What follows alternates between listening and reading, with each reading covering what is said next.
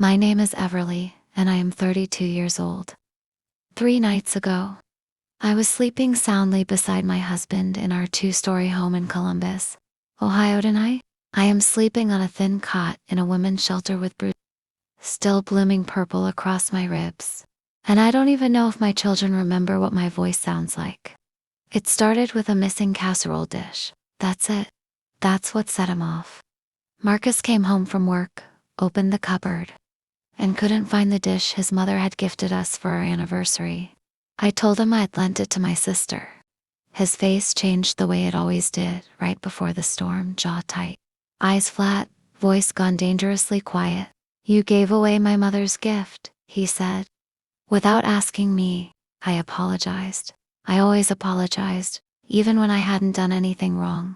But this time, apologizing wasn't enough. He crossed the kitchen in 3 strides and struck me across the face so hard, I hit the refrigerator door. I remember sliding down onto the tile, my ears ringing, and hearing my 6-year-old daughter, Nora, screaming from the hallway. His mother, Deborah, was there within the hour, not to help me, but to help him. She stood over me as I lay on the floor and said, with genuine disgust in her voice, "This is exactly why he should never have married you. Look what you made him do." By morning, I was told to leave, not asked, told. Marcus packed a single duffel bag of my clothes and set it outside the front door like garbage, waiting for pickup. When I begged to take my children with me, Deborah blocked the doorway, her arms crossed, her smile thin and satisfied. "The kids stay here," she said. "You clearly can't be trusted to raise them properly. We'll take care of them until you get yourself together, however long that takes." I looked past her, into the living room, and saw Nora and my 4-year-old son, Caleb, watching me through the crack in the door, too frightened to even call out my name. Marcus didn't say a single word in my defense. He just stood there, arms folded, letting his mother do the talking. Letting them steal my children from me in broad daylight? That was 45 days ago. What Marcus and Deborah never bothered to ask, what they never once thought to Google, not even out of simple curiosity, was who my father actually was, and why I had spent 6 quiet years hiding his name. The shelter smelled like bleach and instant coffee, but it was the safest place I'd been in years. A caseworker named Priya sat across from me on my second night there, sliding a box of tissues toward me that I didn't touch. I had cried enough. My eyes were dry now, scraped hollow. "Do you have anyone you can call?" she asked gently. "Family. Someone who can help you get your children back." I almost laughed. Family. For 6 years, I had told everyone, Marcus, Deborah, even my own coworkers, that my parents were gone, that I'd grown up bouncing between foster homes in rural Indiana with nothing to my name. It was easier that way. Marcus liked the story. He liked that I came from nothing, that I'd have nowhere else to run if things ever went bad between us.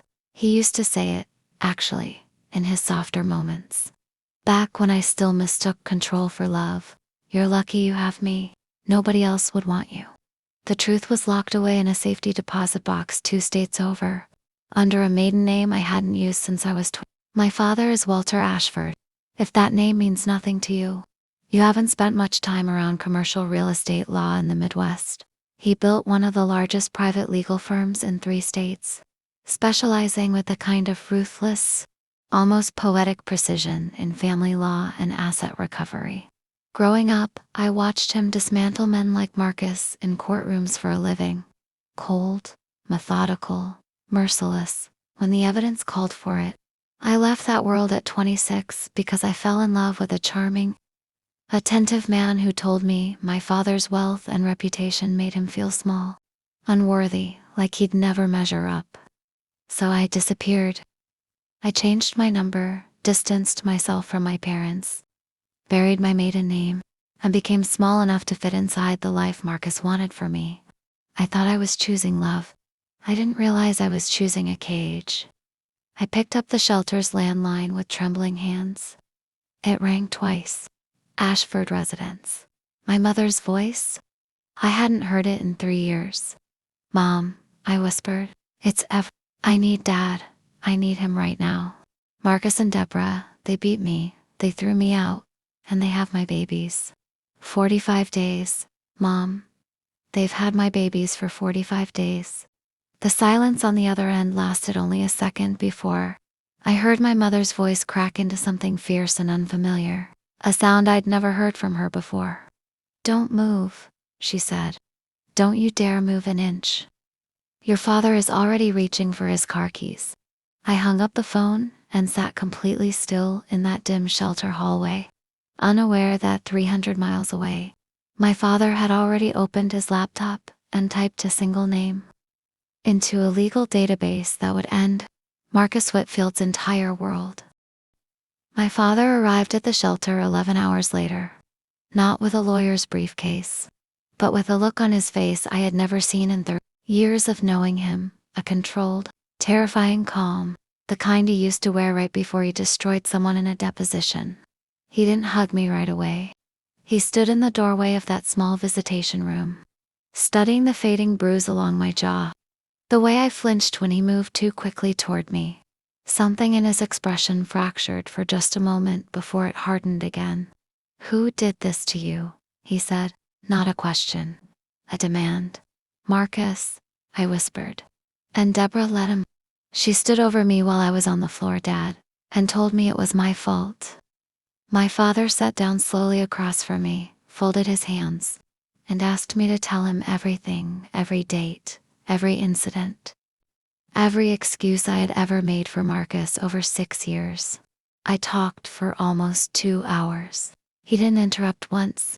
He simply wrote, his pen moving in sharp, deliberate strokes across a yellow legal pad, cataloging 6 years of my silence into something he could finally use. When I finished, he closed the notebook and looked at me with an intensity that made me sit up straighter, the way I used to as a teenager whenever he caught me lying about something small. Everly, I need you to listen to me very carefully, he said. You are going to see your children again, not eventually, soon, but I need you to trust me completely. And I need you to do exactly as I say. Because Marcus and his mother made one catastrophic mistake. What mistake? They assumed a woman with no family, no money, and no name could simply be discarded. He almost smiled, though there was nothing warm in it.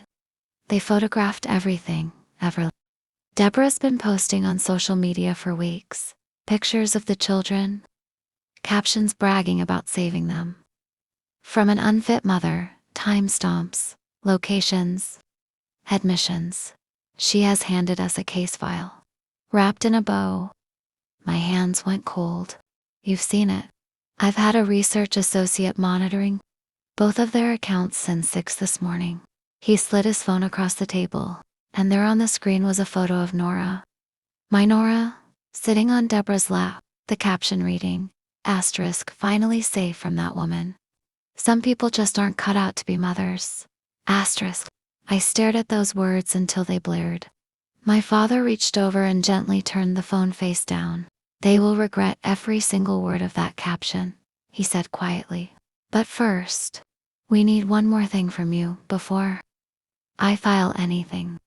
Something Marcus doesn't know, I already suspect. He leaned forward, lowering his voice. Everly, whose name is actually on the deed to that house you were thrown out of. The question hit me like a splash of cold water. I hadn't thought about the deed in years. I'd buried that detail the same way. I'd buried my father's name. The house is in my name, I said slowly, the memory surfacing.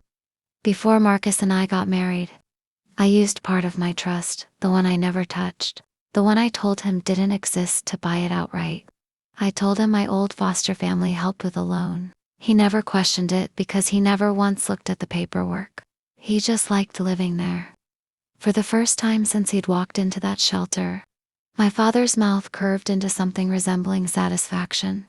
So the man who threw you out onto the street, he said, threw you out of a house you own free and clear, with no mortgage, no shared title, nothing legally connecting him to that property except his signature on a lease agreement. I'm willing to bet he never even read there was a lease. Everly, When a spouse owns a home outright and allows the other spouse to reside there, most attorneys, the competent ones, anyway, draft a simple occupancy agreement to protect the owner's interests. I insisted on it when you two moved in, remember? You signed under your maiden name for privacy. Marcus signed underneath it without a second glance, eager to move in before the ink dried. I did remember, vaguely, a stack of papers years ago, Marcus impatiently scrawling his signature, muttering about wasting his Saturday on boring formalities. While I quietly filed it all away, my father stood, tucking his legal pad under his arm. Marcus Whitfield doesn't just have no claim to your children. Legally speaking, he never had any claim to the roof over their heads either. He is, as of this moment, an unlawful occupant in a house he does not own, alongside a mother who orchestrated the removal of 2 minors from their legal, custodial parent through violence and intimidation. Hope, sharp and unfamiliar, began rising in my chest. So what happens now? Now, my father said, already dialing a number on his phone, I call Judge Holloway, who owes me a favor from 2019, and I request an emergency ex parte custody hearing based on documented domestic violence.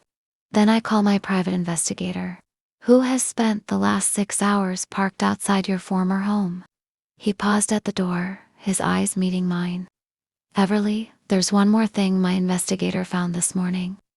Something about Deborah's late husband's life insurance policy, and a rather large check that mysteriously cleared 3 days after your bruises did. He didn't finish the sentence. He simply held the door open for me, his expression unreadable, and said 4 words that made my stomach drop. You need to see this. We drove to my father's downtown office in silence, the city lights blurring past the window as I braced myself for whatever waited on the other side of that door. His private investigator, a quiet, sharp-eyed woman named Renata, was already standing beside a wide monitor when we walked in. Show her, my father said. Renata turned the screen toward me. It was a bank statement, Deborah's bank statement. Somehow already in my father's possession, through channels I knew better than to question. 3 days after Marcus struck me, a deposit of $48,000 had landed in Deborah's account from a life insurance company I didn't recognize. That's not from her late husband's policy, Renata said. That policy paid out 11 years ago and was fully depleted, according to her own bankruptcy filing 2 years back. This is new money. This came from a policy taken out 8 months ago. My blood went cold. A policy on who? Renata's eyes flicked briefly to my father before she answered. On you, Everly. A life insurance policy naming Deborah Whitfield as primary beneficiary, with your signature on the application. I never signed that. I've never even met with an insurance agent in 8 months. We know, my father said grimly, which means the signature's forged, and someone helped Deborah forge it. Someone with access to a notary stamp and your personal information. Someone living in your house. The room tilted slightly.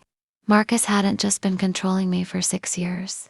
He and his mother had taken out a policy on my life 8 months ago, then escalated the violence against me until I was thrown out onto the street, vulnerable, isolated, easy to disappear. My mind flashed back to the shelter, to how Deborah had stood over me on that kitchen floor with something, almost like anticipation in her eyes, not disgust. I had misread it entirely. They weren't just trying to get rid of me, I whispered. They were hoping I wouldn't survive this. My father's jaw tightened into something I had never seen on his face before, not anger, but a controlled, surgical fury. The kind he saved for opponents who had made themselves impossible to defend. This isn't just a custody case anymore, Everly. This is attempted fraud, forgery, and depending on what else Renata finds in the next 24 hours, potentially conspiracy to commit far worse. Renata clicked to another file, her expression darkening further. There's one more thing. I pulled Marcus's search history through a subpoena request this morning, cross-referenced with the shared family cloud account. 3 days before he hit you, he searched something very specific. multiple times, late at night. She turned the monitor fully toward me, and I read the words myself, my hands beginning to shake uncontrollably. Asterisk, how long does it take for a body to be found in Lake Erie? I didn't sleep that night. I sat in my father's guest room, replaying every strange comment Marcus had made in recent months, his solo hiking trips near the lake, an insurance salesman he'd laughed off as a wrong number, his odd questions about whether I still swam in summer. By 7 the next morning, my father had assembled a small army. Renata compiled a full evidence file, the forged insurance application, the search history, time-stamped bruise, photos from the shelter nurse, and Deborah's social media posts bragging about rescuing my children. Judge Holloway granted an emergency ex parte hearing that same afternoon, citing immediate danger to me and the children. You won't be alone in that courtroom, my father said, straightening his tie, but be strong one more day. After today, Marcus will never touch you or those children again. The courtroom was quiet, tense. Marcus arrived with a court-appointed attorney, clearly assuming this would be an easy, uncontested formality, a broken woman with no family, easy to dismiss. Deborah sat behind him, arms crossed, radiating the same disgust she'd worn on my kitchen floor 45 days earlier. That expression didn't survive the hearing. My father laid out everything: the assault, the unlawful eviction from a home I solely owned, the 45 withheld days of custody, and the forged insurance policy. When the search history appeared on screen, asterisk, how long does it take for a body to be found in Lake Erie, asterisk. Deborah's face drained of color. Marcus's attorney flinched and requested a recess. Denied. Mr. Whitfield, the judge said, her voice like ice, explain to this court why your search history, 3 days before assaulting your wife, includes queries about disposing of a body. Marcus opened his mouth. Nothing came out. Deborah blurted that she had no idea what he'd searched, accidentally confirming she knew about the insurance policy all along. Judge Holloway granted me emergency full custody on the spot, ordered an immediate welfare check and transfer of my children, and referred the entire file, forgery, fraud, and the search history to the district attorney for criminal investigation. As bailiffs led Marcus away, he turned back one last time, his composure finally breaking. Everly, wait, you don't understand. I would never actually. But I was already walking away. My father's hand steady on my shoulder, my heart pounding with something I hadn't felt in 6 years. Hope. 2 police officers and a caseworker drove me to the house that afternoon, my house. The one Marcus had thrown me out of 45 days earlier. Deborah answered the door, still in yesterday's clothes, her face gray, already aware from a frantic call with her lawyer that everything had collapsed. She didn't argue when the officer read the custody order aloud. She simply stepped aside, wordless, all her venom drained out of her overnight. Nora saw me first. She was sitting on the living room floor, thinner than I remembered, her hair unbrushed, clutching a stuffed rabbit I didn't recognize. For one terrible second, she just stared at me like she wasn't sure I was real. Then she screamed, "Mommy," and ran so hard into my arms that we both nearly fell. Caleb toddled behind her, sobbing before he even reached me, his small fists gripping my shirt like he was afraid I'd disappear again. I sat on that living room floor and held both my children for a long time, rocking them, breathing them in, feeling 45 days of terror finally drain out of my body. Deborah stood in the doorway, saying nothing, no longer the woman who'd blocked me from my own children with a satisfied smile. She looked small now, ordinary, defeated. The weeks that followed moved quickly. Marcus was formally charged with domestic assault, unlawful eviction, and once forensic accountants confirmed the forged signature. Insurance fraud and forgery. With the attempted murder angle still under active investigation by detectives, who'd taken his search history very seriously, Deborah was charged as an accessory. The house, the savings, everything Marcus had ever touched, was legally, permanently mine. My father made certain of it, filing motion after motion with the quiet, ruthless precision I remembered from childhood, dismantling what remained of Marcus's life piece by piece. 6 months later, I stood in the backyard of that same house, watching Nora push Caleb on the swing set my father had installed the week we moved back in. My mother sat beside me on the porch steps, a cup of tea warming her hands. Finally, back in my life. After 3 years of silence, I had chosen out of fear and shame. You don't have to hide who you are anymore, she said softly, watching the children laugh in the fading light. Not from anyone. She was right. I had spent 6 years making myself smaller, quieter, easier to control, believing that was the price of being loved. I know better now. Real love never demands your disappearance. It never asks you to bury your name, your family, or your worth just to keep the peace. Marcus is currently awaiting trial. Deborah took a plea deal, and I am exactly who I always was underneath all that fear. Everly Ashford, a mother who came back from the very edge and never, ever left her children behind again.